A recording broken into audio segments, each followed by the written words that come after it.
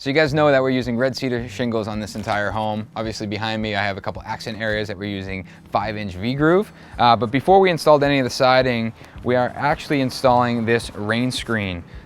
This is a new product to us. It's called Sure Cavity. It's made by MTI, Masonry Technologies.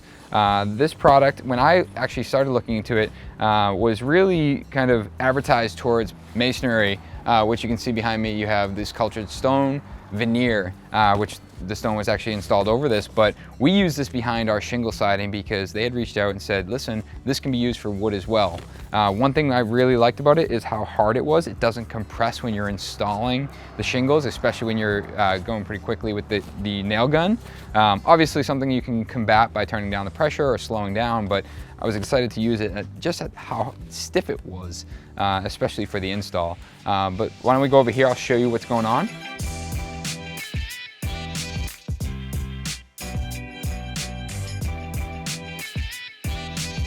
You can actually see the fabric on the face of that is stapled back. And what that's doing is that it's actually preventing insects and anything from getting up those cavities. But let me pull this down. We just stapled it up there. I peel this back. You can actually see all the cavities right here. See the channels. So what's essentially doing is creating a vertical channel all the way up the side of the house. So any moisture that might make its way through the siding has a cavity to then drain out the bottom. Then they're taking this fabric, they're peeling it back, and they're stapling it. And what you're looking at is an unfinished bottom of our flare. This will actually get a piece of red cedar kept about a ½ inch back to allow that weepage, but then to trim out the bottom of this flare so it's a little nicer looking than a piece of stapled fabric. So back over on the front porch, I actually have a roll of it. I'll show you kind of how that stacking method works. Unfortunately, all the siding is installed, so I didn't get a video of us installing it, but I can give you a gist of what's going on. So when you're installing it, you're just gonna wanna put plastic to plastic. It's not really important that these grooves line up. I think that would make that install extremely difficult, but plastic to plastic, and then this laps over, and you're just gonna use a regular hammer tack or stapler to install this just like you would any other house wrap or secondary drainage or rain screen product on the house. When you're cutting it, it's really simple. All we're using is a razor blade, usually trying to find a groove and ride that blade right down, and then you're gonna cut that fabric the same thing. So for us, the install was really easy. We had a learning curve on that first wall. We had some concerns with the installation, cutting it, stapling it on the wall, but once we got through that learning curve, and like I said, it only took one wall, we were really impressed with it, and the fact that it doesn't compress when you're flying with a nail gun and some shingles was a huge benefit to us. So let's hop inside. I know the guys are wrapping up trim. I got a couple details on the stairs I want to show you.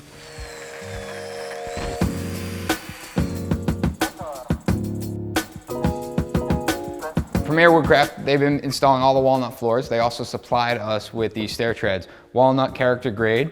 And when we order these, in this case here, we got a wall up against one side. So our returns come prefabricated on, which is nice, saves us a lot of time in the field. And then we just scribe that end to cut and get these installed. But it gets a little bit more tricky when you're up here. So both ends have this return. So what they do is they fabricate these in the shop with one already installed, and they leave the other end long. What Sean is doing, he's actually prepping to install these. And oftentimes we're using mechanical fasteners, a nail, a screw, a clamp, and some glue. But he came up with a pretty creative solution with a new tool of his to speed that process up. So what Sean has is a Lamello Zeta P2. Sean, I think you and I bought this at the same time. Yep. And essentially, it's a biscuit joiner. It is. It's got a flat blade in it.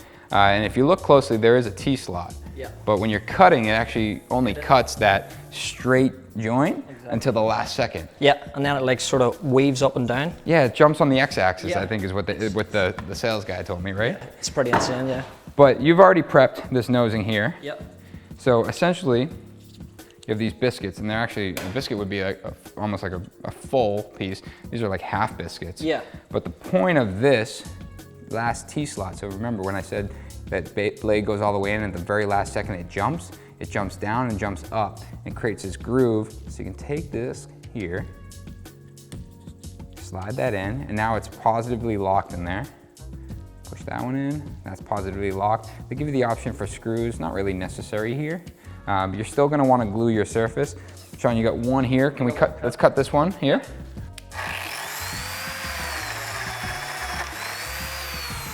So if you heard at the very last second of that cut, you heard that kind of, and that's that blade jumping up and down. So what you have is two sides here. Two sides, and then we actually have to go underneath and drill the hole. It allows you access to the anvil. And that's for this here. Yeah, the male end, yeah. So this is gonna be, I guess this would be called our male piece, and you have an Allen wrench, and what happens is when you turn that, it has this metal cam. Now if you can picture, that metal cam is gonna grab the female side of these biscuits, not on here, on here. So actually, why don't we see if I can do this kind of live, is that's gonna line up, and you're gonna turn that, and that's not gonna allow it to pull out.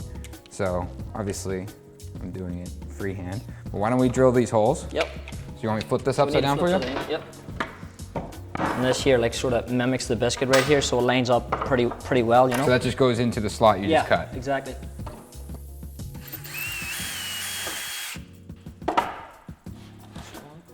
So this hole is going to be hidden because it's on the bottom of the tread. So anytime you have a situation where you can hide these holes, this is actually a really strong connector.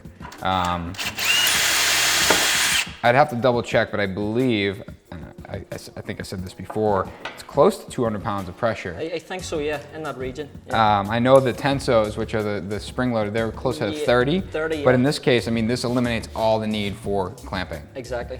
So we're gonna slide these in. Yep. You can see right here that lines right up with our Allen head. Then we'll glue the return. I want to make sure and try and get as much of that surface area as possible. Right, this is, I mean, essentially these are great mechanical connections and realistically would hold this tight for a very long time, but we still want to glue it. Yeah. Just like any other joint. Yep. So important to note, he didn't go all the way at the edge here because that's actually where that return goes on our skirt board. Yeah. I would have made that mistake.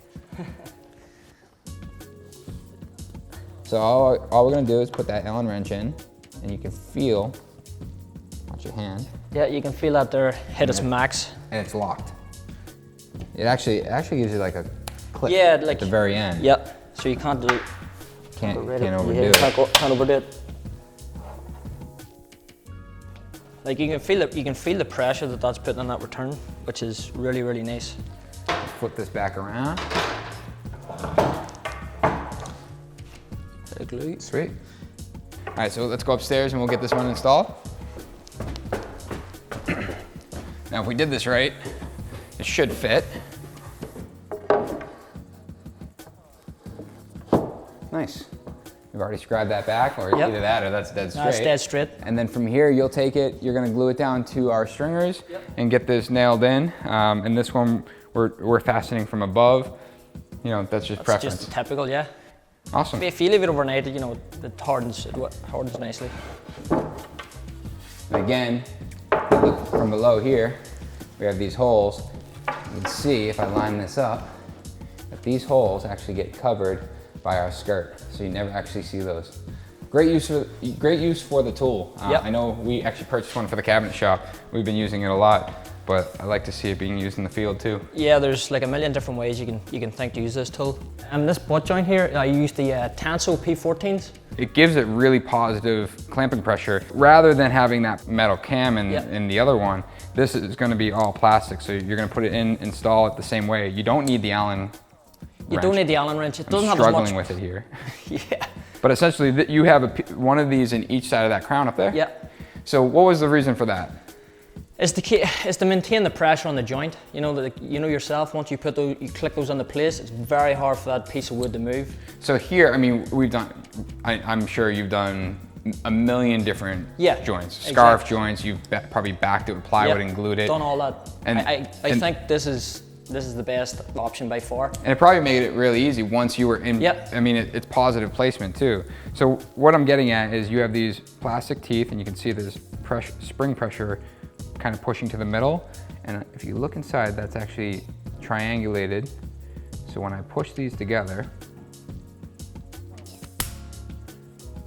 that's holding it together.